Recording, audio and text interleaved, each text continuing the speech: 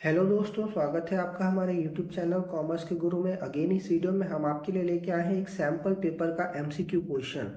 ठीक है। अब ये जो क्वेश्चन पेपर है बेटा, ये जो सैम्पल पेपर है, ये डिफिकल्ट कॉन्सेप्ट को ध्यान में रख के बनाया गया है। यानी अगर आप ये एमसीक्यूज कर लेते हो तो आपके जो टिपिकल टिपिकल टॉपिक्स हैं वो बेटा कवर हो जाएंगे और एग्जाम में इससे सिंपल वाले क्वेश्चन आएंगे और आपके स्कोरिंग के चांसेस बेटा बहुत ज़्यादा बढ़ जाएंगे। देखो, टिपिकल टॉपिक नहीं है बट जो क्वेश्चंस पे पॉइंट देते हैं ये थोड़े ज़्यादा दिए हुए हैं। जो पॉइंट देने चाहिए थे वो थोड़े से ज़्यादा दिए हैं ताकि आपका एफर्ट, आपका माइंड इसमें ज़्यादा खर्च हो।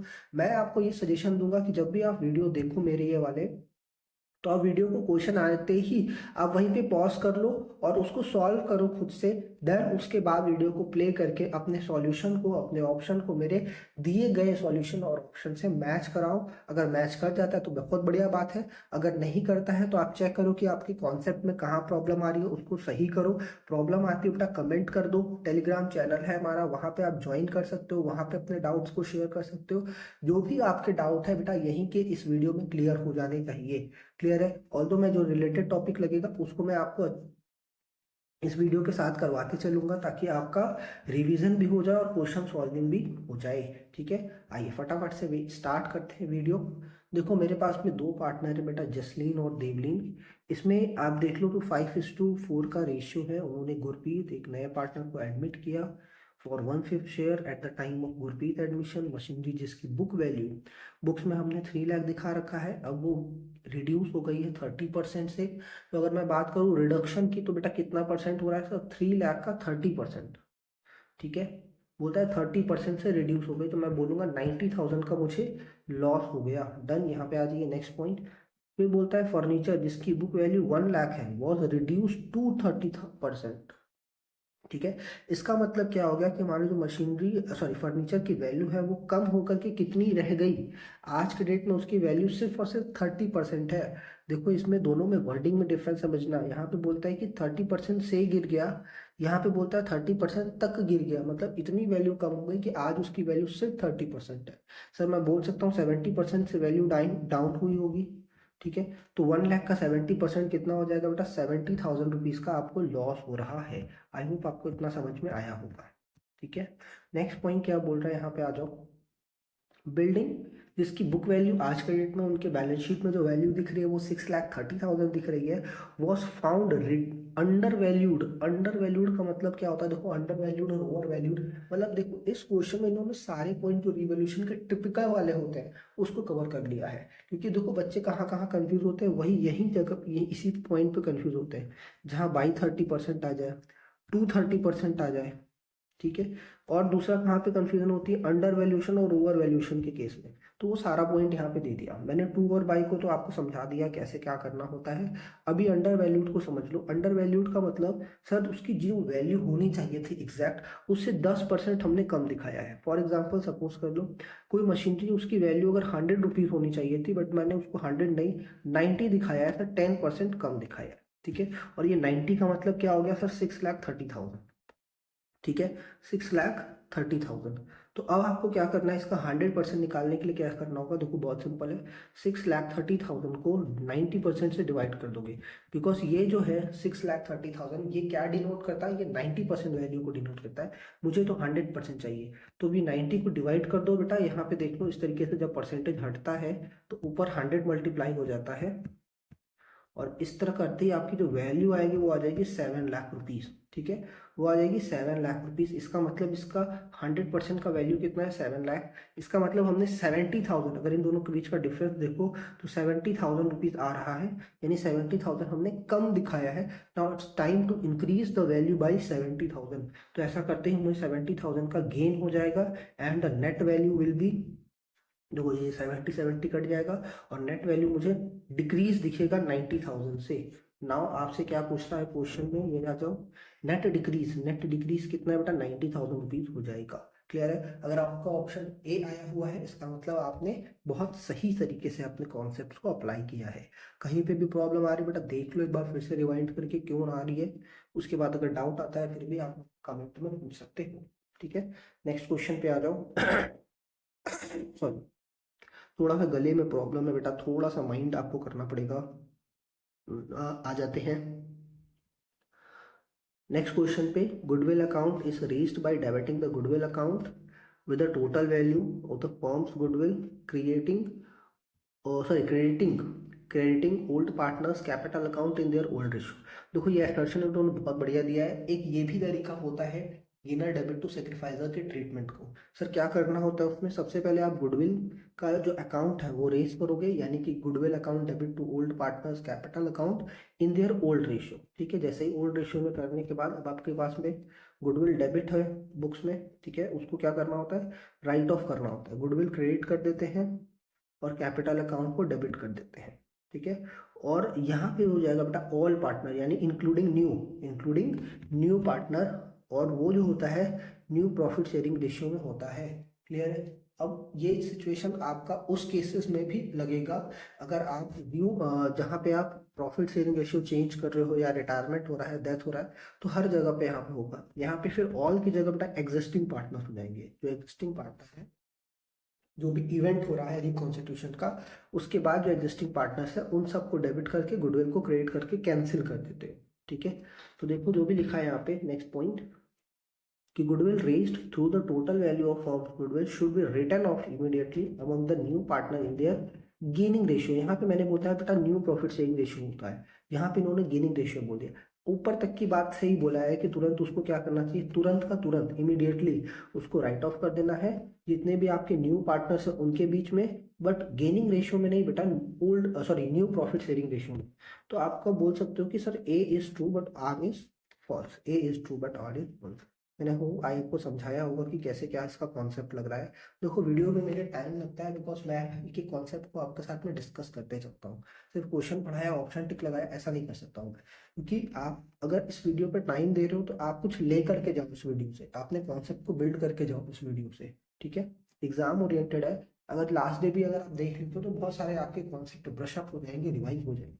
ठीक है, आज नेक्स्ट पॉइंट बोलता है which of the following is not a feature of capital reserve. सबसे पहले हम ये समझ लें कि सर कैपिटल रिजर्व का मतलब होता है, रिजर्व मतलब की हो गया अगर आपने कोई भी प्रॉफिट मतलब साइड करके रख दिया है फ्यूचर अनसर्टेनिटीज के लिए, तो उसको हम क्या बोलते हैं, रिजर्व। ठीक है, कैपिटल रिजर्व का मतलब क्या हो गया बेटा, अगर आपने कोई कैपिटल नेचर के प्रॉफिट को, कोई कैपिटल नेचर के प्रॉफिट को साइड करके रख दिया है, तो बेटा उसको बोलते हैं कैपिटल रिजर्व। यानी ऐसा रिजर्व जो कि कैपिटल नेचर के प्रॉफिट से क्रिएट किया गया है, इसको हम क्या बोल देंगे, कैपिटल रिजर्व। आज देख लेते हैं क्या लिखा है। Which of the not feature, तो करेक्ट ऑप्शन क्या होगा, जो आपका फीचर नहीं है। तो पहला ऑप्शन क्या बोल रहा है, it is the accumulation of capital profits of capital nature. तो ये तो बहुत अच्छी बात बोल रहा है, इसको मैंने भी जस्ट बताया है आपको, ये पॉइंट तो है। It is the future, it may be use to write off the capital losses. Of course अगर कैपिटल प्रॉफिट से बनाया गया है तो फ्यूचर में जो कैपिटल लॉसेस होगा उसको राइट ऑफ करने के लिए हम इसके अमाउंट को यूज कर सकते हैं। It is to be redeem the debenture payable within 1 year. ना जी ना, डिवेंचर रिडम्पशन के लिए यूज नहीं करते हैं। कैपिटल लॉसेस या अनसर्टेनिटी जो होती है कैपिटल नेचर की फ्यूचर में, उसके लिए हम यूज करते हैं आपका capital reserve. Next point, it is mandatory for a company to create it in case of capital profit. तो कंपनी के लिए इसका क्रिएशन मैंडेटरी है कि जब भी आपको कैपिटल प्रॉफिट होगा आप कैपिटल रिजर्व में ही ट्रांसफर करोगे। तो ये भी पॉइंट सही बोल रहा है, तो करेक्ट ऑप्शन बेटा आपका सी हो जाएगा, क्योंकि ये आइए फटाफट से नेक्स्ट ऑप्शन भी देख लेते हैं। इसमें क्या बोलता है, when debenture issued as collateral security the final entry for recording the collateral debenture in the books. तो क्या एंट्री होगी, सबसे पहले मैं आपको थोड़ा सा एक बार कॉन्सेप्ट बता देता हूँ कोलेट्रल सिक्योरिटी का होता क्या है। सपोज कर लो ये बेटा बैंक हो जाएगी और ये कंपनी हो जाएगी। अगर कंपनी को बैंक से लोन लेना होता है तो बैंक क्या करेगी, उनसे कोई ना कोई सिक्योरिटी ले लेगी कि अगर मान लो फ्यूचर में कभी वो डिफॉल्ट कर जाते हैं, लोन का पैसा नहीं दे पाते हैं, तो बैंक अपना पैसा उस सिक्योरिटी को सेल ऑफ करके वसूल कर सकती है, रियलाइज कर सकती है। ठीक है, अब देखो होता क्या है, जैसे ही मान लो अगर हमने क्या किया, रिटर्न कर दिया पैसा, तो ये सिक्योरिटी भी मुझे वापस हो जाएगी। ये बहुत सिंपल सा कॉन्सेप्ट है, ये सबको पता होता है, आप आसपास अपने देखते रहते हो ये चीज़ें।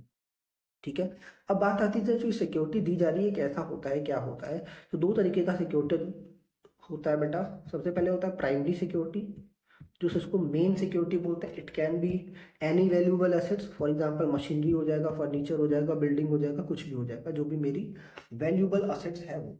और बैंक क्या बोलती है कि इस प्राइमरी के अलावा भी मुझे आप सेकेंडरी सिक्योरिटी भी दो। मतलब कहने का है कि भाई प्राइमरी सिक्योरिटी का जो वैल्यू है वो घटता बढ़ता रहता है। मान लो कभी मेरे लोन के अमाउंट से बहुत ज़्यादा नीचे गिर गया तो मैं क्या करूँगा, तो एडिशनल सिक्योरिटी भी आपको मुझे देनी होगी। इस एडिशनल सिक्योरिटी को हम क्या बोलेंगे, सेकेंडरी सिक्योरिटी या कोलेट्रल सिक्योरिटी। ठीक है, तो इसको आप सेकेंडरी या कोलेट्रल सिक्योरिटी भी बोल सकते हो। तो प्राइमरी सिक्योरिटी के अलावा अगर हम कोई सिक्योरिटी देते हैं तो उसको हम क्या बोलेंगे, कोलेट्रल या सेकेंडरी सिक्योरिटी। ठीक है, देखो अब अगर हम कोलेट्रल सिक्योरिटी की जगह पे डिबेंचर इशू करते हैं, देखो डिबेंचर आज के डेट में हम इशू नहीं कर रहे हैं, हम उनको ये राइट दे रहे हैं कि अगर फ्यूचर में मान लो कोई गड़बड़ होती है, अगर हम आपका लोन का रीपेमेंट नहीं कर पाते हैं, तो उस केस में सबसे पहले आप क्या करोगे, हमारी प्राइमरी सिक्योरिटी को सेल करोगे। तब भी अगर पैसा पूरा रियलाइज नहीं हो पाता है तो आप क्या करोगे, डिबेंचर को मार्केट में इशू कर दोगे। मैंने आपको ये राइट दे दिया आज के डेट में ही, जिस दिन मैंने आपसे ये लोन लिया उसी दिन मैंने आपको ये राइट दे दिया कि आप फ्यूचर में डिबेंचर को इशू कर सकते हो इन केस ऑफ डिफॉल्ट। ठीक है, तो जैसे ही मान लो लोन में डिफॉल्ट होगा तो बैंक क्या करेगी, डिबेंचर को उस दिन इशू करेगी जिस दिन उसको पैसे रिकवर करवाने हैं लोन के। ठीक है, आई होप आपको इतना कॉन्सेप्ट समझ में आया होगा। बेटा देखो रिवीजन टाइप का वीडियो है तो मैं बहुत ज़्यादा एक्सप्लेन नहीं कर पाऊंगा, ऑल्दो जब हम लोग क्लासेस करते हैं तो वहाँ पर हम लोग बहुत डिटेल में इस चीज़ों को समझते हैं। तो देखो एंट्री क्या लिख रहा है कि बैंक अकाउंट डेबिट करेंगे, डिबेंचर सस्पेंस। तो बैंक अकाउंट डेबिट नहीं करेंगे, आज के डेट में इशू नहीं कर रहा है तो पैसा कहाँ से आएगा। ठीक है, तो बैंक डेबिट नहीं होगा। यहाँ पे डेबिट बोल रहा है बैंक को, डिबेंचर को, तो ये भी गलत एंट्री, क्योंकि यहाँ हम क्या कर रहे हैं, हम डिबेंचर इशू नहीं कर रहे हैं बेसिकली। दूसरा एंट्री क्या बोलता है, डिबेंचर सस्पेंस को आप डेबिट कर दो, क्रेडिट को बैंक को क्रेडिट कर दो, ना जी ना। हम यहाँ पे कोई पैसा दे थोड़ी ना रहे कि बैंक हमारा क्रेडिट होगा। बट फोर्थ जो एंट्री है वो क्या बोलता है, डिबेंचर सस्पेंस डेबिट कर दो, डिबेंचर अकाउंट को क्रेडिट कर दो। ये जो फोर्थ ऑप्शन है यही आपकी करेक्ट एंट्री हो जाएगी। क्योंकि देखो डिबेंचर को सस्पेंस को हम इसलिए डेबिट करते हैं क्योंकि आज के डेट में डिबेंचर इशू नहीं हुआ है। ये चीज़ जो है इशू होगा या नहीं होगा ये सस्पेंस में है, ये फ्यूचर में होगा, फ्यूचर इवेंट पर डिपेंड करेगा। तो आज की डेट में वो सस्पेंस में है कि इशू होगा या नहीं होगा। क्लियर है, आ जाओ नेक्स्ट क्वेश्चन पे आते हैं। आई होप ये जो थर्ड का ऑप्शन है आपको समझ में आया होगा।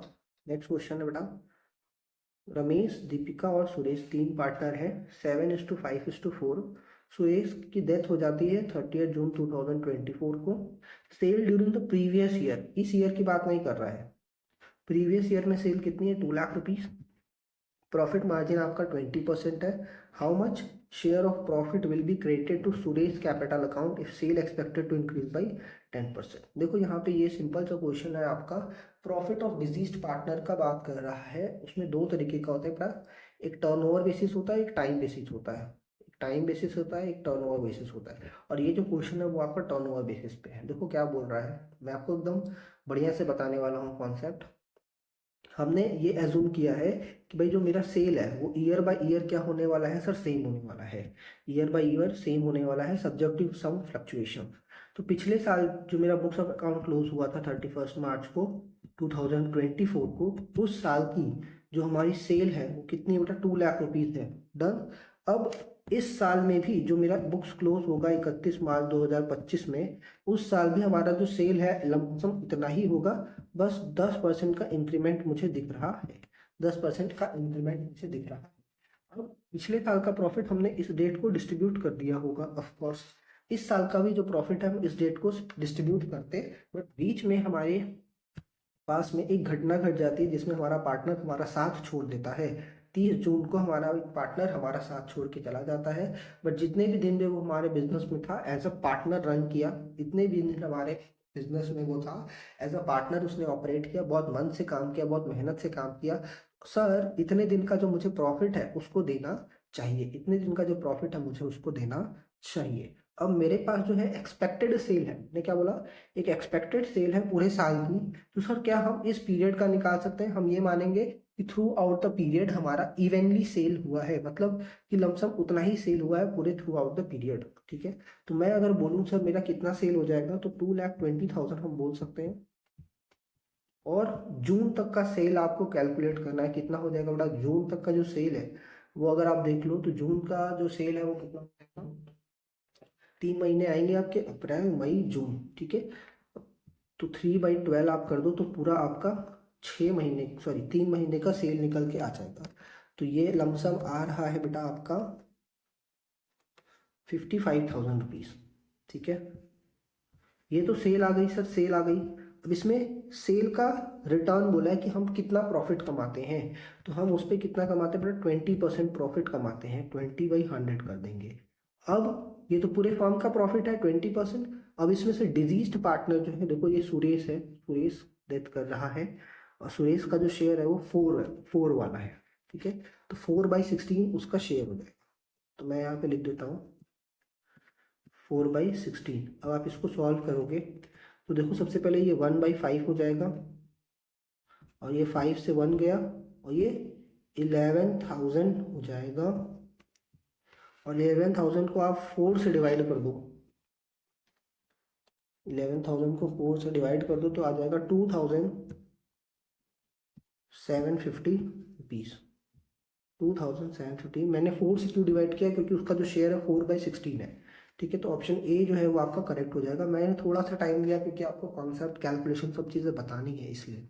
ठीक है, अच्छा नेक्स्ट क्वेश्चन इसी का ऑप्शन में है, क्या लिखता है, at the time of dissolution creditor जिसके आपके 25,000 ड्यू है, उसमें से क्या हुआ, 15,000 का जो क्रेडिटर है उसने लैपटॉप ले लिया जिसकी कॉस्ट थी 16,500 इन फुल सेटलमेंट। देखो ये वर्ड बेटा बहुत ज़्यादा इंपॉर्टेंट है, अगर ये वर्ड दे दिया तो इसका मतलब आपको उसमें और कोई फर्दर कैलकुलेशन नहीं करना है। यानी आपकी जो लायबिलिटी थी 15,000 रुपये, उसको हमने 16,500 दे दिया, और 16,500 का लैपटॉप दे दिया, और वो फुल्ली सेटल हो गया। मतलब 1 रुपया भी हमें इससे ऊपर आप उसको नहीं पे करने हैं। डन, आ जाइए। फिर क्या बोलता है, रिमेनिंग जो क्रेडिटर है उसको उसने क्या किया, 5% लेस अमाउंट एक्सेप्ट किया। देखो मैं आपको यहाँ समझा देता हूँ। आपका टोटल क्रेडिटर कितने का था, 25,000 रुपीज़ का। 15,000 वाले सेटल हो गए, 10,000 का सेटलमेंट आपको रिमेनिंग जो है उसका करना है। ये तो लैपटॉप लेके चला गया, इसमें और आपको कुछ भी नहीं देना है। इन्होंने क्या बोला कि मुझे आप पैसे दे दो 5% माइनस करके। तो 5% 500 रुपये हो जाएगा, माइनस कर दो तो 9,500 रुपये का पेमेंट हम करेंगे। सिंपल सा क्वेश्चन था बेटा, यही आपसे पूछा है। बट इसी पॉइंट में बहुत सारे बच्चे जो है कंफ्यूज हो जाते हैं। इस 25,000 में से 16,500 लैपटॉप का माइनस कर देंगे, और रिमेनिंग बोल देंगे वही बचा हुआ है, उसमें से 5% वो माइनस करके दे देते हैं। तो ये सब गड़बड़ी करने से आपको बचना है। ठीक है, आ जाओ क्वेश्चन नंबर 5 पे आ जाते हैं। 3 पार्टनर है बेटा आपका, सलमान, यासिन और जीनत। इनका रेशियो है 3:2:1। जीनत को गारंटी दी गई है मिनिमम प्रॉफिट की 60,000 पर एनम, और फॉर्म को इनकर्ड हो गया लॉस, प्रॉफिट तो छोड़ो लॉस हो गया है। देखो फंडामेंटल में गारंटी बहुत इंपॉर्टेंट है। फंडामेंटल अगर आप कर रहे हो बिना गारंटी के, समझ लो आपने उस चैप्टर की कोई गारंटी नहीं ली है। आपको गारंटी का क्वेश्चन जरूर करना है, देख लो कैसे करोगे, बहुत सिंपल सा है। 3 पार्टनर है, सलमान, यासिन और जीनत। ये 3 पार्टनर है, इनका रेशियो है बेटा 3:2:1। इनको लॉस हो गया है कितने का सर, 120 का लॉस हो गया है। इस लॉस को मैं डिस्ट्रीब्यूट कर देता हूँ। 60,000 का लॉस इसको बढ़ जाएगा, 40,000 का लॉस इसको बढ़ जाएगा, 20,000 का लॉस इसको बढ़ जाएगा। बट सर हमने क्या किया था, हमने तो वादा किया था कि जेड को कभी भी, जीनत को कभी भी 60,000 से कम का प्रॉफिट नहीं मिलेगा, कम से कम, मतलब उससे कम का प्रॉफिट नहीं मिलेगा। तो मुझे क्या करना पड़ेगा, इनको 80,000 का प्रॉफिट देना पड़ेगा, ताकि वो 20,000 का लॉस भी सेटल हो जाए और 60,000 का प्रॉफिट भी निकल के आ जाए। यानी एटलीस्ट इनको 80,000 का प्रॉफिट देना होगा। अब ये 80,000 कहाँ से लाएंगे सर, बगल के बिजनेस से तो नहीं लाएंगे जहाँ प्रॉफिट हो रहा हो, तो वहां से 80,000 बोरो करके इसको दे दिया, ना जी ना।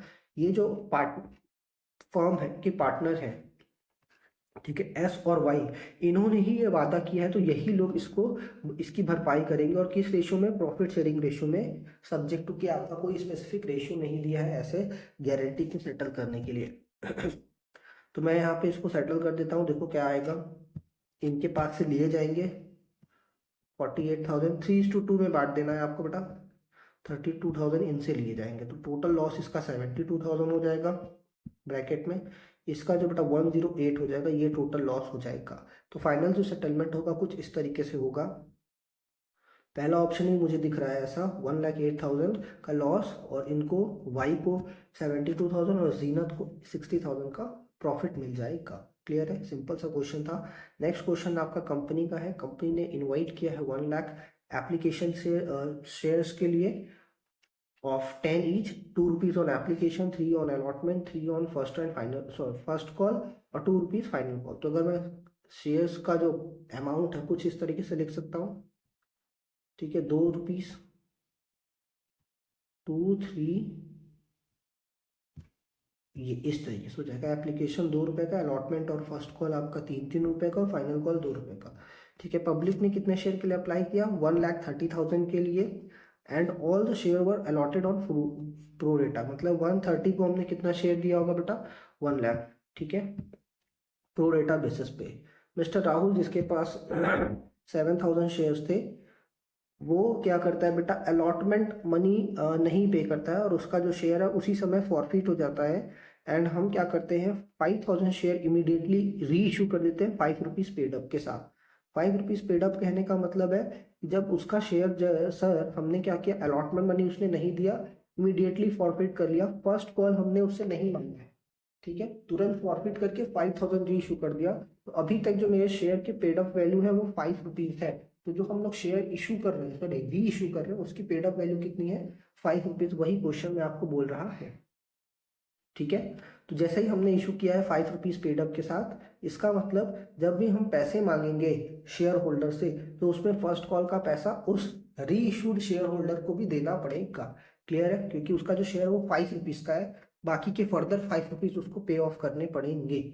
ठीक है, तो देखो 7,000 में से 5,000 हमने री इशू कर दिया, यानी 2,000 का भी कुछ भी बोला नहीं है, यानी 2,000 कंपनी के पास अभी भी पड़े हुए हैं।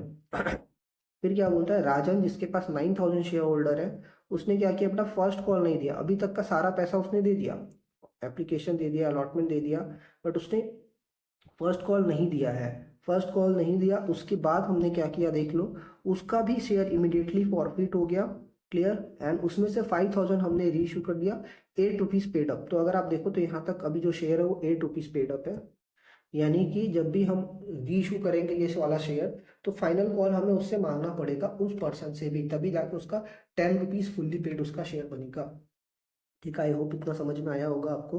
तो यहाँ पे भी अगर आप देखो 9,000 हमने फॉरफिट किया था, बट 5,000 ही रीइशू किया। 4,000 शेयर्स हमने अभी भी कंपनी के पास रखे हुए हैं, उसका क्या किया कंपनी उसमें इंफॉर्मेशन नहीं दिया है। तो determine the number of share on which the final call was made. मुझे मालूम था कि ऐसा ही क्वेश्चन भी पूछेगा। तो देख लो कि मेरे पास में 2,000 पहला, 4,000 दूसरे टाइम का, इतना शेयर कंपनी के पास पड़ा है, यानी कि टोटल 6,000 शेयर कंपनी के पास पड़ा है। मार्केट में आज के डेट में 94,000 शेयर है, उसमें से ही कंपनी फाइनल कॉल उनसे मांगेगी। क्लियर है? आई होप समझ में आया होगा, सिंपल सा क्वेश्चन है। नेक्स्ट क्वेश्चन आपका जनरल एंट्री आपको दी गई है, आपसे पूछता है बताओ इशूड डिस्काउंट, इशू पे डिस्काउंट कितना होगा। ठीक है, सिंपल सा क्वेश्चन है।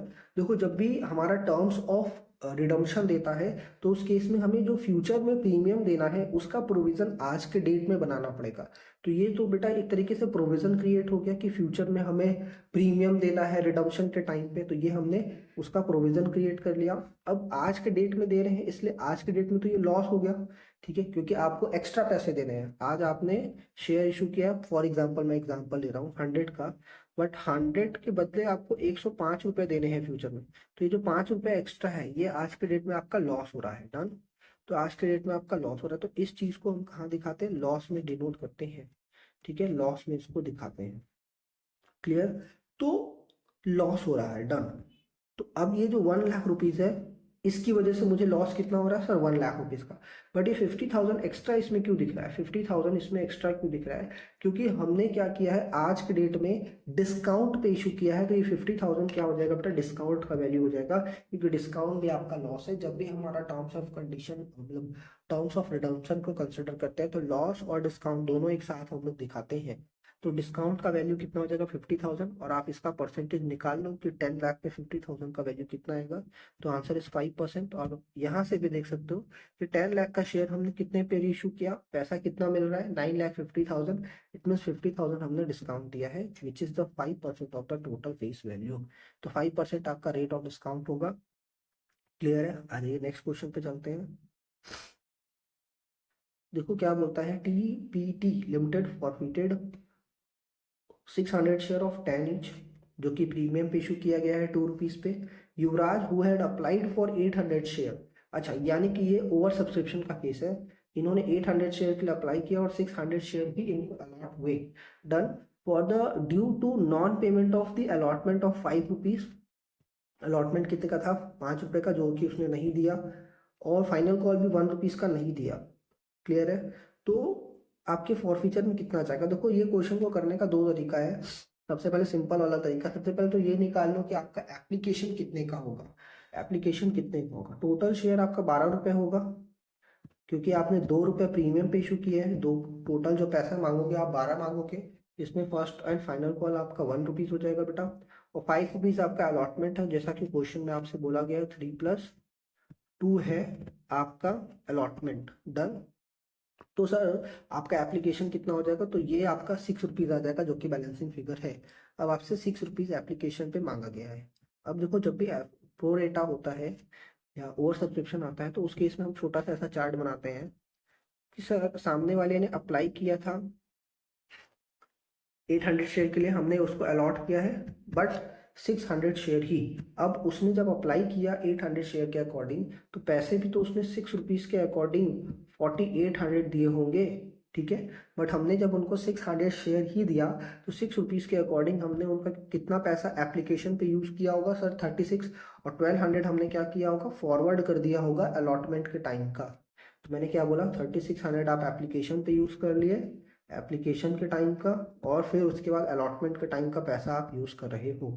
अब अलॉटमेंट मुझे चाहिए कितना, तो आप देख सकते हो कि आपके पास में 600 शेयर उसने आपने दिया है, और 5 रुपए के हिसाब से आपको 3000 उससे चाहिए था, जिसमें से आपको ऑलरेडी 1200 मिल रखा है। और अगर सामने वाला पैसा देता अलॉटमेंट का टाइम, तो कितना देता आपको 1800, जो कि उसने नहीं दिया, जो कि उसने नहीं दिया। डन। यहाँ तक समझ में आया।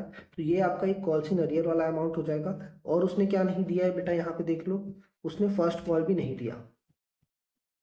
फर्स्ट कॉल जो 1 रुपए के हिसाब से था 600 रुपया, तो उसने भी ये भी नहीं दिया। तो मैं अगर आपसे पूछूं सर क्या कॉल इन अरियर कितना हो जाएगा, तो टोटल कॉल इन अरियर आपका 1800 प्लस 600 2400, और जो अमाउंट रिसीव्ड है वो कितना हो जाएगा बेटा, 4800 हो जाएगा। ठीक है।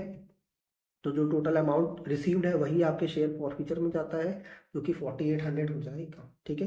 ये क्वेश्चन में थोड़ा सा सिंपल इसलिए मैंने तरीके से बता दिया, क्योंकि आपका प्रीमियम अमाउंट रिसीव्ड नहीं हुआ है। ये जो 2 रुपये का प्रीमियम है ना, रिसीव्ड नहीं हुआ है। अगर ये प्रीमियम रिसीव हो जाता तो थोड़ा सा कैलकुलेशन इसका और अलग होता। क्लियर है। तो ये चीज़ को आपको ध्यान रखना है कि सर प्रीमियम आपको रिसीव हुआ है या नहीं हुआ है। तो अगर प्रीमियम रिसीव हो जाता, तो शेयर फॉरफीचर यानी कि इस 4800 में से हम इस अमाउंट को, जो भी प्रीमियम आपका रिसीव होता है, उसको माइनस करके दिखाते हैं शेयर फॉरफीचर में। क्लियर है। तो आई होप इतना समझ में आया होगा। तो करेक्ट ऑप्शन आपका 4800 रुपीज़ हो जाएगा। नेक्स्ट क्वेश्चन पे आते हैं, जिसमें आपके दो पार्टनर है बेटा, ए और बी, जिनका रेशियो 3:2 है। ए का कैपिटल 30,000, बी का कैपिटल 15,000। रिवॉल्यूशन लॉस हो रहा है 7,000 रुपीज़ का। जनरल रिजर्व है मेरे पास 12,000 का। इन्होंने सी को एडमिट किया है और आपसे पूछता है, अच्छा सी को एडमिट किया है 1/5 शेयर के लिए, आपसे बोल रहा है कि बताओ प्रोपोर्शनेट कैपिटल कितना लाएगा सी। देखो बहुत सिंपल सा क्वेश्चन है, दोनों पार्टनर है, दोनों का कैपिटल ऐड कर दो। डन। और जो लॉस है वो दोनों को ही बटेगा, तो जब मैं एक्यूमुलेट कर रहा हूँ तो वो लॉस भी एक्यूमुलेट हो जाएगा यहाँ पे। जनरल रिजर्व भी बेटा एक्यूमुलेट हो जाएगा। ये सब मिला के आपका 50,000 का आ रहा है कैपिटल। अब इन दोनों ने, ए और बी ने, इतना कैपिटल लगाया हुआ है 50,000 फॉर 4/5 शेयर। सर 4/5 कैसे आया, मैंने क्या किया है, पूरे फर्म को जब जो शेयर है उसको 1 मान दिया, उसमें से नए वाले पार्टनर का शेयर दे दिया, कितना बचा बेटा 4/5, यही इन दोनों लोगों का शेयर है। तो मैं बोलूंगा कि ए और बी ने 4/5 शेयर के लिए 50,000 का कैपिटल लगा रखा है। ठीक है। मैंने क्या बोला, 4/5 के लिए इन्होंने कितना कैपिटल लगाया है सर, 50,000 का। शेयर पूरे फॉर्म का कैपिटल निकालना है, तो क्या करना होगा बेटा, आपको कुछ नहीं करना है, रिवर्स करके मल्टीप्लाई कर दो। ये आपके पूरे फर्म का कैपिटल आ गया, उसमें नए वाले पार्टनर का शेयर निकालने के लिए कैपिटल में कितना उसका शेयरिंग होगा, तो 1/5 से डिवाइड करो, मतलब मल्टीप्लाई कर दो। अगेन मैंने क्या बोला, फिर से आप समझ लो, ये जो 50,000 कैपिटल है, ये 4/5 शेयर के लिए ए और बी ने लगा रखा है बिजनेस में। डन। अब अगर आप 4/5 के शेयर को रिवर्स करके मल्टीप्लाई कर दो, तो ये जो ग्रीन कलर के बॉक्स में आपको दिख रहा है, ये बेटा हो जाएगा आपका पूरे फर्म का कैपिटल। उस पर मैंने 1/5 मल्टीप्लाई कर दिया, तो आपका क्या आ जाएगा, पूरे जो नया वाला पार्टनर है उसका जो कैपिटल है, प्रोपोर्शनेट कैपिटल, वो निकल के आ जाएगा। तो ये सब ट्रिक रहेगा बेटा आपका सिंपल कैलकुलेशन करने के लिए और आपको सटीक और सही आंसर निकालने के लिए, वो भी कम टाइम में। तो जो करेक्ट आंसर हो जाएगा बेटा वो 12,500 हो जाएगा, यानी कि जो ऑप्शन नंबर डी है वो आपका करेक्ट हो जाएगा। ठीक है, नेक्स्ट क्वेश्चन पे आते हैं। पॉज करके आप सॉल्व कर लो, फिर उसके बाद आप मैच करना। और करके ऑप्शन है, एलपीजी करके 3 पार्टनर है इनके पास में, जिनका रेशियो सॉरी कैपिटल है 30,000, 20,000, 10,000। 1 अप्रैल यानी कि ईयर स्टार्टिंग पे, ठीक है। On the same day P retire, उसी दिन बेटा पी रिटायर हो जा रहा है। अनरिकॉर्डेड इन्वेस्टमेंट वो लेके जाता है 18,000 रुपीज़ का at book value of 12,000 rupees. Done. 12,000 rupees पे वो लेके जा रहा है। तो कुल मिला के अगर आप देखो तो मैं बोलूँगा कि सर अनरिकॉर्डेड इन्वेस्टमेंट भले ही 18,000 का, बट वो मार्केट में अगर मैं उसको सेल करने जा रहा हूँ या उसका कैश में रियलाइज करवाता हूँ तो कितना रियलाइज हो रहा है सर? 12,000 रुपीज़ रियलाइज हो रहा है। अब देखो यहाँ पे, तो अब ये अनरिकॉर्डेड है। देखो मैंने क्या बोला, ये अनरिकॉर्डेड है। तो अनरिकॉर्डेड है तो अभी तक इसको रिकॉर्ड हमने नहीं किया होगा, आज रिकॉर्ड कर ले। और अनरिकॉर्डेड की जो एंट्री होती है रीवैल्यूएशन के टाइम या रिकॉन्स्टिट्यूशन के टाइम, तो एंट्री क्या हो जाती है बेटा? अनरिकॉर्डेड असेट्स को आप डेबिट करते हो रीवैल्यूएशन में। सपोज कर लो यहाँ 12,000 रुपीज हो जाएगा, और यही रीवैल्यूएशन के प्रॉफिट को आप क्या करोगे? पार्टनर में डिस्ट्रीब्यूट कर दोगे। पार्टनर्स कैपिटल अकाउंट उनके रेशियो में चला जाएगा। यहाँ पे कुछ नहीं मालूम तो हम इक्वल मान लेंगे और 4 चला जाएगा तीनों पार्टनर में। तो मैं अगर आपसे पूछूं तो बताओ कि उसका बैलेंस कितना है पी का। पी रिटायर हो रहा है ना, पी का बैलेंस कितना है रिटायरमेंट के टाइम पे? तो आप एक तरीके से समझ सकते हो sir 20 what balance amount shall be paid to. Okay, तो 24,000 उसका ड्यू अमाउंट हो जाएगा, है ना? 24,000 उसका ड्यू अमाउंट हो जाएगा। और उसके बाद उसने क्या किया, एक अनरिकॉर्डेड इन्वेस्टमेंट लेके जा रहा है, यानी उसका जो ड्यू अमाउंट है वो कितना हो जाएगा बेटा? 12,000 रुपीज़ हो जाएगा। 12,000 उसका ड्यू अमाउंट हो जाएगा। आई होप आपको इतना समझ में आया होगा। क्लियर है? सिंपल सा क्वेश्चन था। ऑप्शन नंबर ए इसका करेक्ट ऑप्शन हो जाएगा। क्लियर है? आ जाओ नेक्स्ट क्वेश्चन पे आते हैं। देखो ये वाला क्वेश्चन दूसरी तरीके से जैसे ऊपर हमने किया था, डिसोल्यूशन के टाइम पे क्रेडिटर है 70,000 रुपीज़ के। अच्छा ये क्वेश्चन थोड़ा अलग है।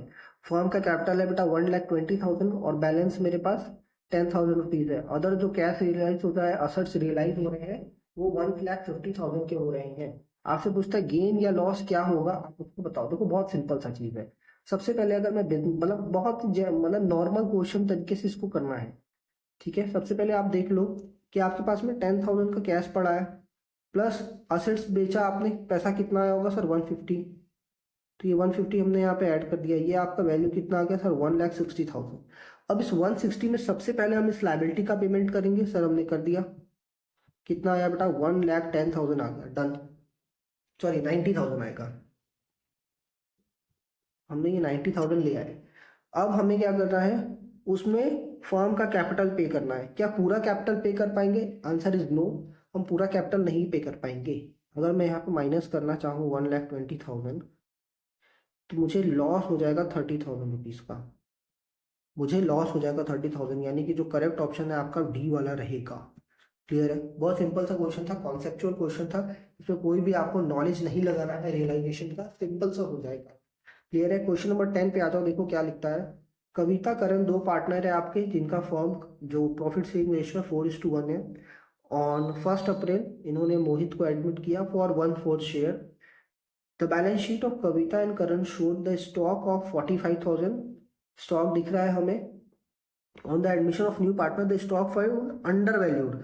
हमें क्या दिखता है सर? अंडर वैल्यू है बाई 10%। यानी इसकी वैल्यू हमें 100 दिखानी चाहिए थी, बट हमने 90 दिखाई है।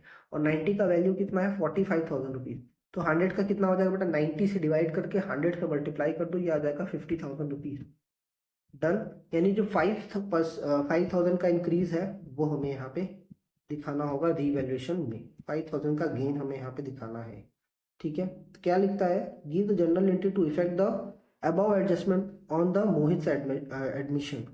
देखो स्टॉक डेबिट हो जाएगा क्योंकि स्टॉक मुझे बढ़ाना है। क्लियर? स्टॉक डेबिट हो जाएगा और कहाँ जाएगा? रीवैल्यूएशन में। एंट्री मैंने करा रखी है बेटा, यही वाला जो ऑप्शन है, ऑप्शन नंबर सी। वो आपका करेक्ट ऑप्शन हो जाएगा। क्लियर है? आगे चलते हैं। देखो बहुत सारे बच्चे क्या गड़बड़ करेंगे, वो क्या करेंगे 45,000 का 10% निकाल के एंट्री कर देंगे। 45,000 का 10% निकाल के एंट्री कर देंगे, ये वाली एंट्री करके आ जाओगे बेटा आप, गलत हो जाएगा। ठीक है, मैंने क्रक्स बताया इसका कैसे क्या करना है, आपको समझ लेना एक बार। नेक्स्ट आ जाते हैं क्वेश्चन नंबर 11 पे। 11 बोलता है कि बताओ सीक्वेंस क्या होगा सही सीक्वेंस क्या होगा। कैलकुलेशन ऑफ एडजस्टेड, तो ये तो लास्ट में करते हैं। ट्रीटमेंट ऑफ गुडविल, हाँ जी क्या करते हैं। Computation of sacrificing ratio, goodwill से पहले करते हैं। फिर प्रोपोर्शनेट कैपिटल निकालना न्यू पार्टनर का, ये भी हम लोग करते हैं उसी प्रोसेस में। तो अगर मैं बोलूँ सबसे पहला काम हम क्या करते हैं, गेनिंग सैक्रिफाइसिंग रेशियो निकालना। फिर उसी रेशियो को यूज करके हम क्या करते हैं, आपका ट्रीटमेंट ऑफ गुडविल करते हैं। देन उसके बाद हम क्या करते हैं, क्लोजिंग कैपिटल निकालते हैं। क्लोजिंग कैपिटल निकालते हैं सारे पार्टनर का, सारा एडजस्टमेंट करने के बाद क्लोजिंग कैपिटल निकालने के बाद हम क्या करते हैं, न्यू पार्टनर का प्रोपोर्शनेट कैपिटल निकाल के उसको देते हैं। पहला स्टेप मेरा क्या हो जाएगा, देखो आंसर क्या होने वाला है। सबसे पहले 3 हो जाएगी, दूसरे पे आपका 2 हो जाएगा, ठीक है। तीसरे पे आपका 1 हो जाएगा, और चौथे पे बेटा आपका सॉरी हाँ फोर्थ वाला आपका सबसे लास्ट में रहेगा। ठीक है, तो ये वाला आपका सीक्वेंस है। और आप देखो तो यहाँ पे ये वाला ऑप्शन आपको मिल रहा है। देखो थर्ड और टू तो कोई भी समझ जाएगा, मैं कैसे करना है आपको ये बता दूं। थर्ड और टू तो सबसे पहले कोई भी समझ जाएगा कि पहले सैक्रिफाइसिंग निकालते हैं देन गुडविल का ट्रीटमेंट। तो दो ऑप्शन आपको देख लो, थर्ड एंड टू से स्टार्ट हो रहा है, यानी आप क्या करोगे, बाकी दो ऑप्शन को कट कर दो सॉरी। फिर उसके बाद आपका यहाँ पे डाउट आ सकता है कि सर एडजस्टमेंट क्लोजिंग कैपिटल में एडजस्टमेंट पहले करते हैं या क्या न्यू पार्टनर के कैपिटल में। तो मैंने आपको बहुत बार बताया हुआ है कि जब भी एडमिशन होता है उसके पहले, एडमिशन के पहले जितना भी आपको कहानी करना है ओल्ड पार्टनर के साथ में वो कर लो। तो ये जो कहानी है ओल्ड पार्टनर के बीच का ही है। पहले एडमिशन के पहले हमें क्या करना होगा, ये सारा कहानी करना होगा, उसके बाद एडमिशन होगा।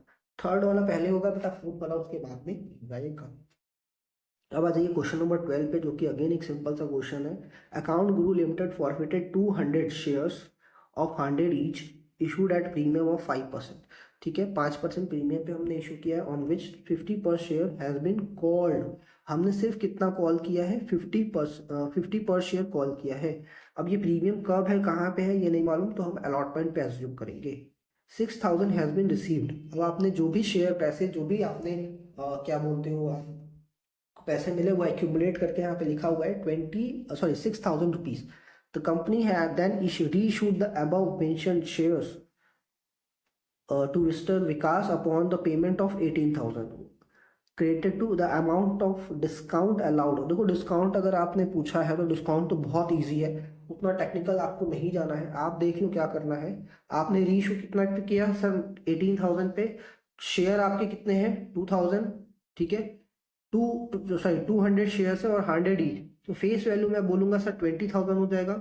फेस वैल्यू जो है बेटा वो 20,000 हो जाएगा। और आपने रीइश्यू कितने पे किया है, 18,000 पे। डिस्काउंट कितना होगा बेटा, 2,000 रुपीज हो जाएगा, जो कि ऑप्शन नंबर डी मुझे दिख रहा है, यही आपका करेक्ट ऑप्शन है। इसमें और कोई भी दिमाग लगाने की जरूरत नहीं है। देखो कई बार क्या होता है, क्वेश्चन ये लोग फालतू का बढ़ा देते हैं, बट आंसर जो इसका बड़ा छोटा सा होता है। नेक्स्ट क्वेश्चन क्या होता है, the difference between the subscribed capital and called up capital is. जो सब्सक्राइब्ड कैपिटल है और कॉल्ड अप कैपिटल का जो बीच का डिफरेंस है वो क्या हो जाएगा। देखो सब्सक्राइब्ड कैपिटल मतलब जितना पब्लिक ने सब्सक्राइब किया हुआ है, कॉल्ड अप मतलब कितना हमने कॉल किया हुआ है। तो जितना नहीं मांगा वही तो आपका डिफरेंस हो जाएगा, यानी कि uncalled capital with the difference. Done, आगे चलते हैं। देखो पेड अप कैपिटल की अगर बात करता तो हम यहाँ पे calls in earlier calls in advance को पिक्चर में लाते, बट अभी उसमें सिर्फ और सिर्फ यहाँ पे कॉल्ड कैपिटल की बात किया है, तो डिफरेंस क्या हो जाएगा, अनकॉल्ड कैपिटल। नेक्स्ट पॉइंट क्या बोलता है, 3 पार्टनर है बेटे मेरे पास में, 4:3:2 रेशियो है। उन्होंने फ्यूचर में रेशियो चेंज करने का डिसीजन लिया, 2:3:4 कर दिया है। ठीक है, 1 अप्रैल से वर्कमैन कंपनसेशन रिजर्व जो बैलेंस शीट में मुझे दिख रहा है 45,000 रुपीज का दिख रहा है। नाउ क्लेम कितना का आ गया, 54,000 रुपीज का। अब इसकी अकाउंटिंग ट्रीटमेंट आपसे पूछता है, तो बताओ क्या हो जाएगा। देखो सबसे पहले तो मैं आपको थोड़ा सा कॉन्सेप्ट बताता हूँ।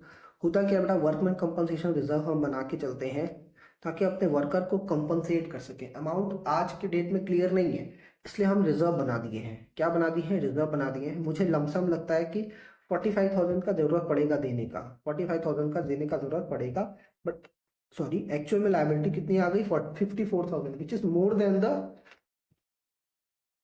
The our estimation. तो सबसे पहले तो हम ये जो हमने अमाउंट जिस चीज के लिए साइड रखा हुआ है सबसे पहले तो वो यूज कर लेंगे पेमेंट के लिए, और जो रिमेनिंग 9,000 का है वो हम रीवैल्यूएशन से ला करके इनको देंगे। यानी हमारी जो लायबिलिटी है 9,000 से, जिसको अनरिकॉर्डेड लायबिलिटी बोल करके आप दिखाओगे। ठीक है, ट्रीटमेंट बोलता है क्या सबसे पहले तो आप रिजर्व को बांट दो, ये तो गलत है। रिजर्व बढ़ जाएगा तो बेटा पेमेंट हम कैसे करेंगे इनको? सबसे पहले तो आपको इनको क्लेम दिखाना पड़ेगा।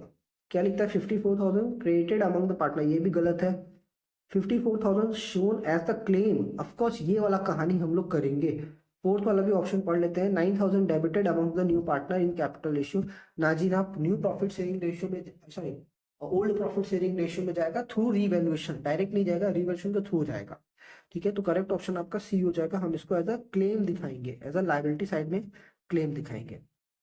ठीक है, कहाँ पे? लायबिलिटी साइड में, क्योंकि अभी लायबिलिटी आपकी नोन हो गई है, तो आपको अपना 54,000 का पेमेंट करना ही करना है।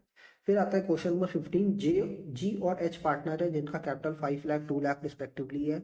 1 अक्टूबर को क्या करते हैं इन्होंने, कैपिटल बोला अब से मेरा कैपिटल 3 लाख रुपीज हो जाएगा। किस डेट को बेटा? ये डेट बहुत ध्यान रखना, 1 अक्टूबर 2023 को।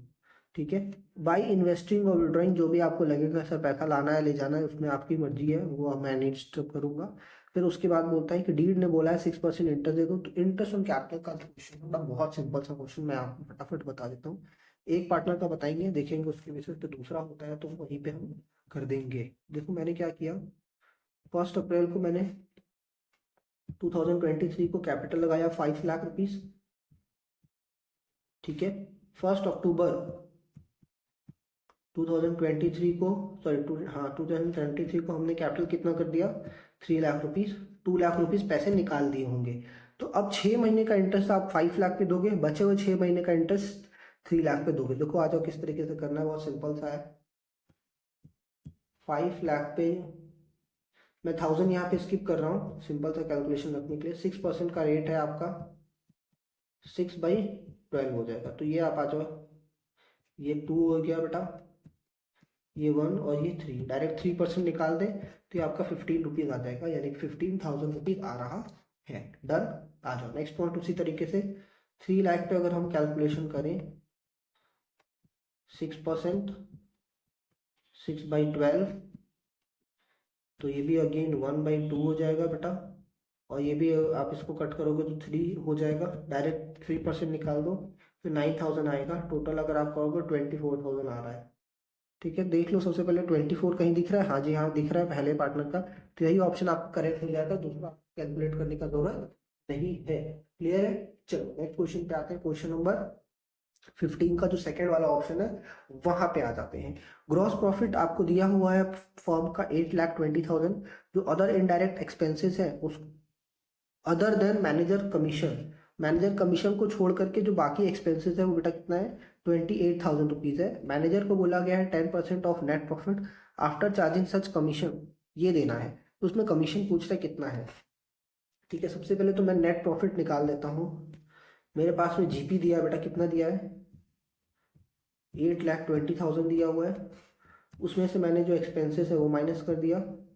माइनस करते ही मेरे पास कितना क्या आ गया, नेट प्रॉफिट 28 मैंने यहाँ से माइनस कर देना है, और आपका माइनस करते ही कितना आ जाएगा देख लेते हैं। सबसे पहले 28 माइनस करते हैं 792 आ गया बेटा, ये आ गया प्रॉफिट। अब इसमें से मुझे कमीशन देना है, बट कमीशन मुझे ऐसे प्रॉफिट से देना है जो कि कमीशन माइनस करने के बाद आए। मैंने ये बोला मुझे ये सर ऐसे प्रॉफिट से कमीशन देना है जो कि कमीशन माइनस करने के बाद आए, यानी कि ये वाला जो प्रॉफिट आएगा उससे, ये वाले प्रॉफिट का मुझे देना है 5%। और जो भी रेट दिया है, कितना रेट दिया है यहाँ पे अगर आप क्वेश्चन देखो 10%। ठीक है 10%, तो x वाले वैल्यू का देना है। बट x तो कैसे निकलेगा अगर मुझे c का वैल्यू पता होगा, कमीशन का वैल्यू पता होगा, तब जाके मुझे x का वैल्यू निकलेगा। मैं देखो इस तरीके से भी कर सकता हूँ, आपका जो प्रोपोर्शनेट होता है या आपकी जो बुक में दिया हुआ है उस तरीके से भी करेंगे, बट फ्रैक्शन में हो जाएगा। देख लो इस तरीके से कैसे होता है। तो मैं ये बोलूँगा कि सर जो कमीशन है it will be the 10% of x, it will be the 10% of x. तो मैं इसको इस तरीके से दिखा दूंगा बेटा, देखो ये इसको मैं इस तरीके से लिख दूंगा 0.1x, 10% ऑफ एक्स है तो मैं इसको 0.1x बोल दूंगा। सर 0.1x कैसे आ गया? देखो x का अगर आप x का 10% निकालो, 10% मतलब 10/100, तो ये कैसे निकलेगा? 0000 गया, 0.1x बच रहा है क्योंकि नीचे 0 1, 0.1x। ठीक है, तो मैं कमीशन को क्या बोलता हूँ? 0.1x। तो मैं इस तरीके से नोट कर सकता हूँ कि x प्लस 0.1x, क्योंकि ये प्लस है तो उधर जाके माइनस हो जाएगा, इज इक्वल टू 792। तो x का मतलब क्या हो गया सर? 792 अपॉन 1.1।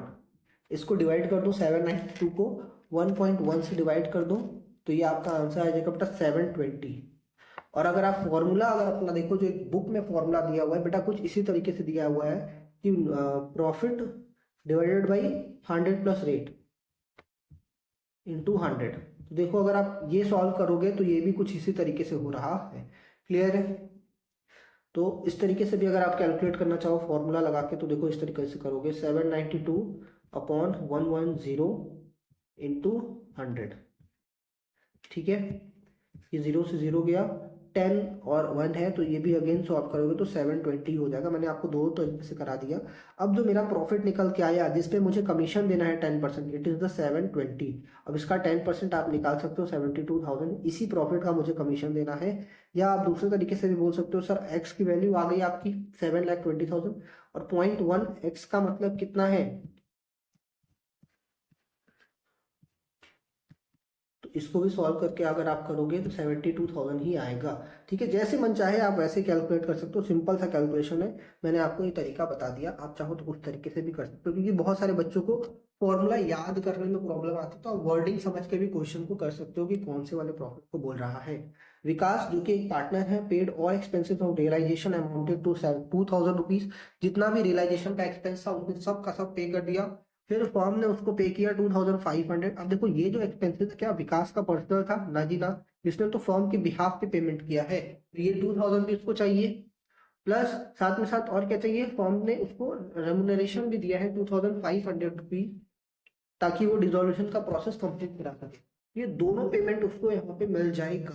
क्वेश्चन में ये साइलेंट है कि भाई विकास जो है वो सारे एक्सपेंसेस को बियर करेगा या नहीं करेगा, तो हम ये एज्यूम करते हैं कि उसको सारा का सारा पैसा मिलेगा, वो बियर कुछ भी नहीं करेगा। ठीक है, जब तक आपको क्वेश्चन में नहीं बोलेगा तो आप इस तरीके का मतलब एजम्पशन नहीं लोगे। क्लियर है? तो हमने ये एज्यूम किया है कि जो भी थर्ड पार्टी या फिर जो भी फॉर्म के बिहाफ पे उसने खर्चे किए वो पूरे फॉर्म से उसको मिलेंगे, प्लस साथ ही साथ उसको रेमुनरेशन भी आपका मिल जाएगा। तो 4,500 will be the final payment जो कि उसको मिलेगा। ठीक है बेटा, क्वेश्चन नंबर 16 तक आपके पार्ट ए में एमसीक्यू थे। अब हम लोग आ जाते हैं पार्ट बी में। तो पार्ट बी में आ जाओ यहाँ पे फटाफट से। पार्ट बी का यहाँ पे रहा क्वेश्चन। अब देख लो यहाँ पे, अगर आप देखो तो पार्ट बी का जो पहला क्वेश्चन है वो क्या है? रेशियो से रिलेटेड है, जो कि ज्यादातर देखा नहीं जाता है, बट हाँ अगर इन्होंने दे रखा है तो कोई इशू नहीं है। आ जाइए देख लेते हैं फटाफट से क्वेश्चन नंबर 26। सॉरी, तो क्वेश्चन नंबर 27 है, सॉरी पार्ट ए का जो आपका 27 है। यहाँ पे देखो सबसे पहले क्वेश्चन क्या लिखता है? करेंट रेशियो जो है आपकी 0.75:1 है। What will be the effect on the ratio when the current assets increase by 62,000, current liability increase by 52,000।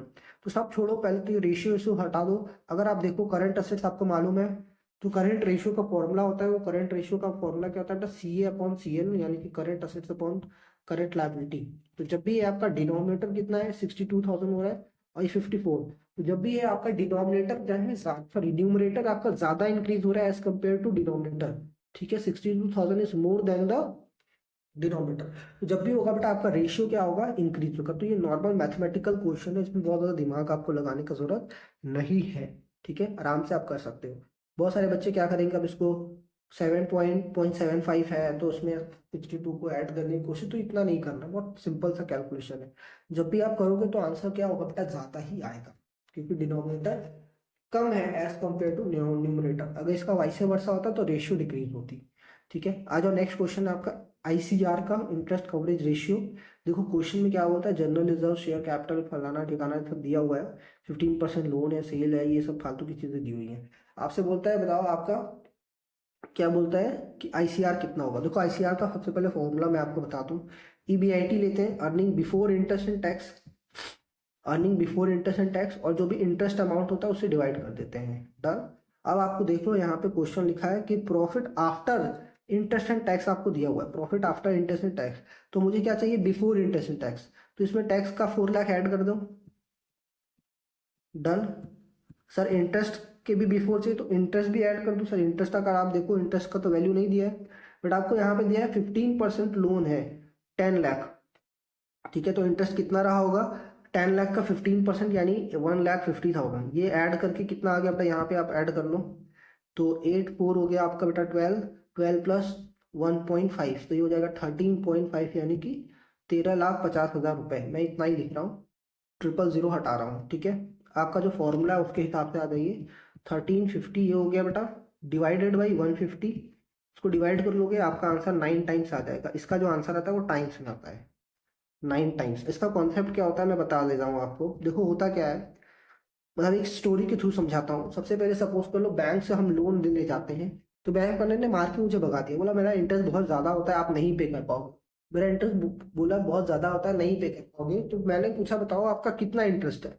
उसने बोला बस मेरे को 1,50,000 का इंटरेस्ट आपको देना होगा हर साल, क्योंकि आप नहीं दे पाओगे। तो मैंने क्या बोला, ऐसा है आपको मेरा ईबीआईटी पता है क्या, मेरे पास जो प्रॉफिट है इंटरेस्ट को पे करने के लिए वो कितना है आपको मालूम है क्या। तो मैंने बोला मेरे पास जो प्रॉफिट है वो 13,50,000 है। आपके जैसा जो इंटरेस्ट है ना, आपके जैसा जो 1.5 लाख का आप इंटरेस्ट बोल रहे हो, मेरे सामने इतना चौड़ दिखा रहे हो, यानी इतना एटीट्यूड दिखा रहे हो कि 1 लाख का 150 का इंटरेस्ट है आप नहीं दे पाओगे। तो मेरे पास जो प्रॉफिट है ऐसे इंटरेस्ट पे करने के लिए कितना है, 13,50,000। आपके जैसा जो इंटरेस्ट है ना 9 टाइम्स तक मैं दे सकता हूँ। आपके जैसा 150 का इंटरेस्ट मैं 9 टाइम्स तक दे सकता हूं। तो ये इसके पीछे का कॉन्सेप्ट है, इस तरीके से आप समझ सकते हो। ये एक तरीके से सॉल्वेंसी दिखाती है कि आपका फ्यूचर में सॉल्वेंट रहोगे नहीं रहोगे, आज के डेट में इंटरेस्ट पे कर पा रहे हो या नहीं कर पा रहे हो, फ्यूचर में क्या होने वाला है, वो सब चीजें हम लोग एंटिसिपेट करते हैं, एनालिसिस करते हैं। ठीक है, आ जाओ क्वेश्चन नंबर 28 पे, जो कि आपका ऑपरेटिंग प्रॉफिट रेशियो से रिलेटेड क्वेश्चन है। आपका ऑफिस एंड एडमिनिस्ट्रेटिव एक्सपेंसेस दिया है 4 लाख का, इंटरेस्ट पेड दिया है 90,000 का, नेट प्रॉफिट दिया है। आपको मालूम है नेट प्रॉफिट जो निकलता है बेटा वो सारी चीजों को कैलकुलेट करने के बाद निकलता है। रेंट रिसीव्ड, आपको क्या चाहिए बेटा, ऑपरेटिंग प्रॉफिट चाहिए। ऑपरेटिंग प्रॉफिट जो प्योर बिजनेस रिलेटेड है। अब इंटरेस्ट पेमेंट करना तो मेरे बिजनेस का काम है नहीं, क्लियर है, लोन ले रखे हैं इसलिए देना पड़ रहा है। रेंट रिसीव करना भी मेरा बिजनेस का मेन ऑपरेशन नहीं है, ये अदर इनकम है। तो इन दोनों का इम्पैक्ट मुझे हटाना होगा, किसमें से बेटा, नेट प्रॉफिट में से।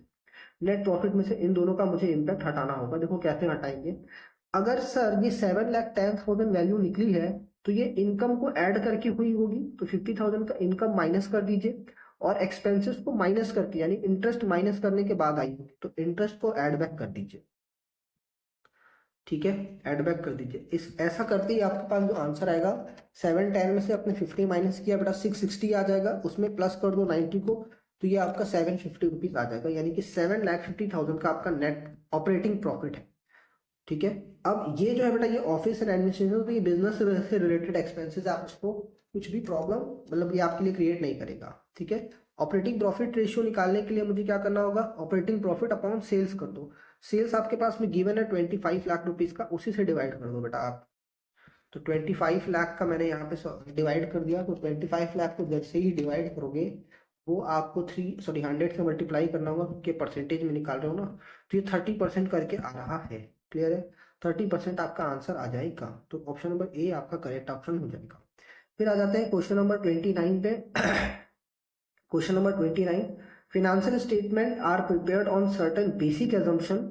इसके बेसिक एजम्पशन क्या क्या है, देखो इसी सारी चीजें लिखी हुई है, अकाउंटिंग स्टैंडर्ड है, कन्वेक्शंस है, प्रोविजंस है, और पोस्टुलेट्स है। तो ये बेटा आपका पोस्टुलेट्स जो है वो करेक्ट ऑप्शन हो जाएगा। क्लियर है, आगे चलते हैं बेटा, देख लो यहाँ पे क्या लिखता है। नेक्स्ट क्वेश्चन है आपका ऑप्शन में, ये कैश फ्लो का क्वेश्चन है।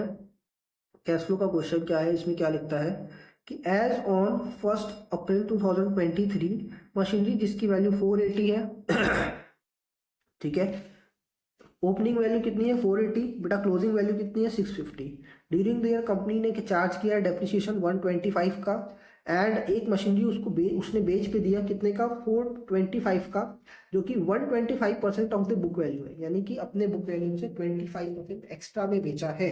क्लियर है, तो आपको कुछ नहीं करना है, 125 से डिवाइड करा दो। 100% वैल्यू निकालने के लिए 125 से डिवाइड करा दो, परसेंटेज हटेगा, ऊपर 100 मल्टीप्लाई हो जाएगा। इसकी वैल्यू देखो लो कितनी आ रही है, ये बेटा आ जा रहा है 3,40,000। इसकी जो बुक वैल्यू है ये कितनी है, 340,000 है। डन। आ जाओ, देखो पहले तो आपको क्या करना होता है, टेबल बनाना, सॉरी अकाउंट बनाना होता है, उस तरीके से सॉल्व करोगे। मैं बहुत सिंपल सा कॉन्सेप्चुअल तरीका आपको बताऊंगा। मेरी ओपनिंग वैल्यू कितनी है बेटा, देख लो, बहुत ध्यान से सुनना मेरी बात को। मेरी ओपनिंग वैल्यू कितनी है, 4,80,000।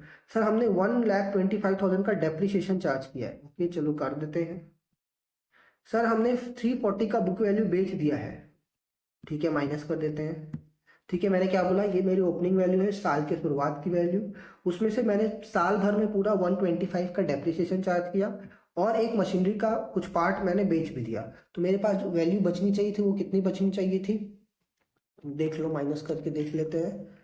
सर मुझे 480 में से ये सारा वैल्यू अगर माइनस करें तो सर मेरे पास जो 15,000 का वैल्यू का मशीनरी बचना चाहिए था, मेरे पास में जो है 15,000 का वैल्यू का मशीनरी बचना चाहिए था। बट बच कितना रहा है, यहाँ पे आप देखो तो 6,50,000 रुपीज का मशीनरी बच रहा है। इसका मतलब सर हमने ड्यूरिंग द ईयर कुछ ना कुछ परचेजिंग की होगी। ड्यूरिंग द ईयर कितना परचेज करें कि आपका वैल्यू जो है वो 650 हो जाए। तो आंसर इस सर 635 का एडिशन कर दो, तो यहाँ पे 6,50,000 इसकी वैल्यू हो जाएगी। क्लियर है। तो मैं सॉरी, इसमें अगर आपसे बोलूँ सर इनफ्लो आपका कितना हो रहा है, 425 का इनफ्लो हो रहा है। आउटफ्लो अगर आप देख लो तो 635 का हो रहा है। नेट फिगर मुझे निकालना है, क्या करना होगा, 635 में से माइनस कर देते हैं 425, तो इट विल बी, बेटा 5 का 5 गया 0, और 3 का 2 गया बचा 1, और 6 का 4 गया बचा 2। तो 2,10,000 का नेट आउटफ्लो आएगा, कि ये माइनस में है, ये प्लस, तो ये भी मेरा माइनस में आ जाएगा। तो 2,10,000 का नेट आउटफ्लो आ जाएगा, which is option number B. Clear है, आई होप आपको इतना समझ में आएगा। नेक्स्ट क्वेश्चन जो है अगेन लास्ट क्वेश्चन है एमसीक्यू का, एंड अगेन ये कैश फ्लो स्टेटमेंट का क्वेश्चन है। Cash deposited in bank will result in inflow of cash and in cash equivalent. Najila, मैंने क्या किया, कैश डिपॉजिट किया, मतलब कैश उठा करके बैंक में डिपॉजिट कर दिया, मतलब अपने लेफ्ट वाले पॉकेट से पैसा निकाल के राइट वाले में लग गया, तो मेरे कोई भी कैश में इंक्रीमेंट नहीं होगा। यहाँ पे आपका जो कैश है वो सेम रहने वाला है। Cash flow excludes the movement between the constitute cash and cash equivalent. देखो बात तो सही लिख रहा है कि अगर कैश एंड कैश इक्विवेलेंट में जो भी आइटम्स होते हैं अगर उसमें मूवमेंट होता है तो कैश फ्लो उसको एक्सक्लूड करता है, क्योंकि सीधी सी बात है वो आपस में चेंज कर रहा है, तो उसकी खुद की वैल्यू तो चेंज नहीं होगी। क्लियर है। तो only second statement is true and the first statement is wrong. Clear है। तो ये आपके पूरे के पूरे 20 क्वेश्चन हो गए एमसीक्यू के, मैंने इस वीडियो में सॉल्व करा दिया। आप ये डिफिकल्ट वाले क्वेश्चन थे, समझ लो। अगर आपने इतना कर लिया तो बहुत है आपके लिए। और आप क्या कर लोगे, इससे रिलेटेड जो और टॉपिक्स हैं उसके क्वेश्चंस आप करो। मैं और एमसीक्यू आपके लिए लाता हूँ, उनका एग्जाम ओरिएंटेड मैं वीडियो लगातार लेके आ रहा हूँ। प्लीज वीडियो को लाइक कर लेना अगर पसंद आए, सब्सक्राइब कर लेना चैनल को, क्योंकि इससे रिलेटेड आपको वीडियो और मिलते रहेंगे। Thank you for watching. हम लोग मिलेंगे नेक्स्ट वीडियो में।